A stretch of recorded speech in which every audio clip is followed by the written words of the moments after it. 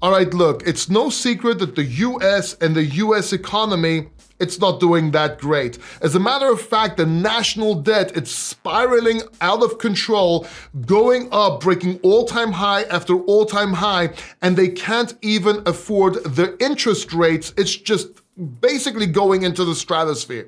And that's not a good sign. But there is a chance, there is a way the US can get rid of this debt or set the record straight using Bitcoin, gold, and stablecoins. And in this video, I'm gonna tell you exactly what I believe they are gonna do, how they are going to do this, what it means for you and me as investors, and how it can actually save America and the world. But also, can actually cause a recession or depression and actually change the world as we know it. So that's what we're gonna be talking about in this video. It's a scary thought, and we're starting right now. Hey guys, I'm Brit Fans. Remember, Paul is not a financial advisor, but he is good looking. Also, this is not financial advice. Please subscribe down below and check out my channel at Brit Fans. Hey, welcome back. My name is Paul. If it's your first time here, this channel is all about crypto, all about cryptopreneurship. And today I want to talk to you a little bit about the US economy and particularly the national debt. There is a crisis. It's going up. It's out of control. There's no way to pay this back. And this is actually extremely dangerous. This could change the world as we know it. And there is a plan. I believe there is a plan to use gold, Bitcoin, and stablecoins to reset this, or at least set it straight. So that's what I want to talk to you about today. Now, full disclosure here, I'm not an expert in this. I'm by no means an expert. I know about crypto, I'm good at investing, I know about doing CMO for companies in crypto, but this is a bit out my field. But it is something I am studying and something I want to share with you because together we can actually figure maybe what's going on and gain the edge and use it to our advantage. So if you have any comments, please comment in the description, no, in the description down below. Comment down below your thoughts. I would really like to know them because we are in this together. So let me explain what's going on right now. All right, so here is the US. Okay, let's have them hold a US flag over here. All right, pretend this is a US flag. Not a rainbow flag, a US flag, okay? The US national flag, okay? And their debt is just climbing. We've all seen the charts, we all see the timers. Their debt is climbing and there's no way to actually stop this. It looks like an impossibility. Well, here's the plan. Here's what I believe they're gonna try and do. First of all, they have gold reserves. Now these gold reserves, it's a particular number that they are holding, but these gold reserves right now have been valued at $44, I believe, per ounce. Okay, $44. But this was a long time ago. Gold right now is over $3,500 last time I checked. So one thing they can do right now is reevaluate this gold to the $3,500 mark. If they do that, if they value this gold at the $3,500 mark, they can then issue or make a claim to the Fed for them to print based on this gold. So basically it can be like, listen, pal, my man, we don't actually have as much gold as you thought because you valued this at $44, but now it's worth $3,500. So we would like to borrow that amount in US dollars. And that way they can actually pay for, they can put that back into the system, they can invest and so on. Does that make sense? Now keep in mind this is not a loan, this is just on paper. So this is not a loan. The Fed will practically cut or issue US dollars based on this evaluation, $3,500, instead of this evaluation, $44, okay? So I quickly searched this on ChatGPT. Basically, they're holding 11.5 billion worth of gold if we go by $44 evaluation. Maybe it's less, maybe it's more, but it's around this mark last time I checked, or at least according to my memory. So they're sitting at about $11 billion.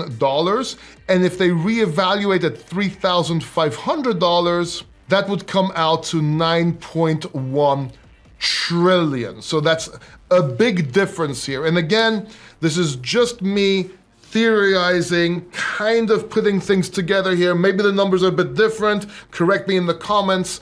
I'm just saying this is one way they can get out of this mess, so to speak. Now, the second way they can do this is by using Bitcoin because of the Bitcoin reserve. And I do believe something like this will be announced extremely soon, maybe even tomorrow, maybe even in a couple of weeks. And I do believe they're going to continue this because they're going to be using confiscated Bitcoin for this reserve. Now, what they can do, by the way, taxpayers are not going to pay for this. This is confiscated from criminals, whether they were right or wrong or real criminals, doesn't matter. But they're going to be using this confiscated Bitcoin, and instead of selling it, they're going to keep it in their statements. They're going to keep it in their reserve.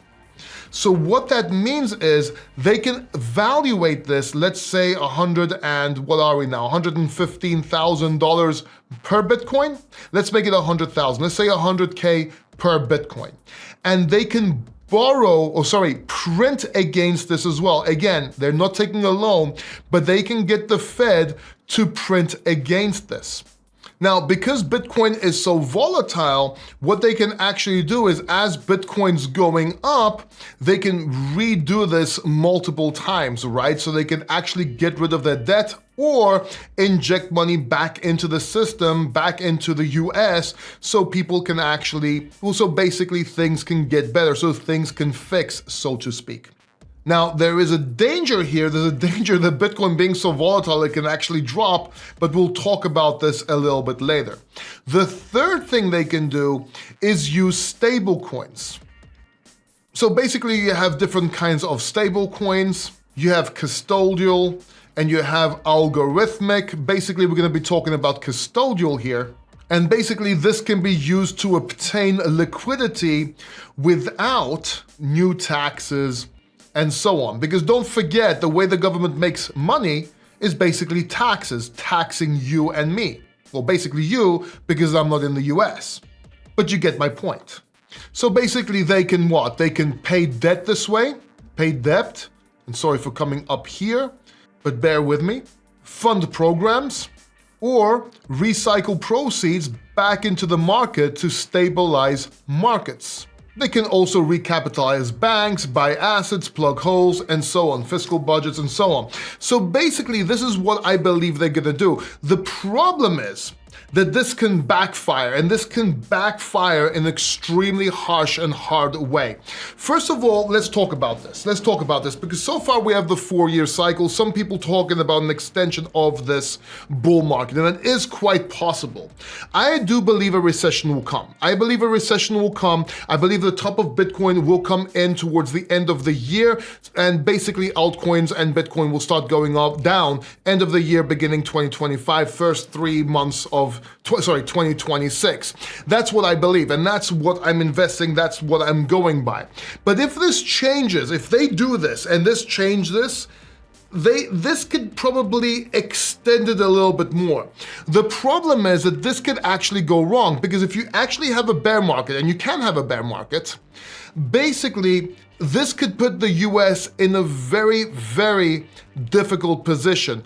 A huge, I don't know how I can actually describe this, but it would be a Ray Dalio type effect. And what I mean about a Ray Dalio type effect is if Bitcoin drops, which it probably will, especially in the bear market, even just by 50%, let's say gold drops as well, although it's kind of hard, it will probably keep on going up in this case, but let's say it does, and let's say something goes wrong with stablecoins, they depeg or anything like that, this could be a problem, because even though this is not a loan, as everything goes down in valuation, countries could lose, and people like you and me could lose faith in the US economy. And if that happens, there could be a rush to a different reserve currency. It's just very possible. I'm not sure I'm articulating myself properly here or the best I could, but this is a possibility. And that recession could turn into a depression and could actually have another nation rise, just like Ray Dalio is talking about. I don't really want to talk about this. I'm going to leave it linked in the description down below. A couple of videos or a video by Ray Dalio explaining all this, and then you can do the math and fit it in yourself. But temporarily, for now, that means the economy actually might be saved, and the news of this could even propel the economy for now, meaning we should have one more leg up, or at least I hope we have one more leg up. So this is what I wanted to talk to you about, what I'm seeing right now. The only way the US can get out of this problem is one of three or all three of these scenarios pulled together, and then we kind of have to hope that this all works out. And maybe it does. Maybe Bitcoin keeps on going up, but I do believe in bear markets. I don't believe anything going up in a straight line. But basically, this is their best chance. And the Trump administration is probably going to announce this tomorrow or soon, very soon, and get this going, because I really don't see any other way out. I really don't, unless there's a world war and they go that route and they start, I don't know. I mean, I don't know what I do not know. What I do know is that this is kind of an opportunity, but it's a double-edged sword.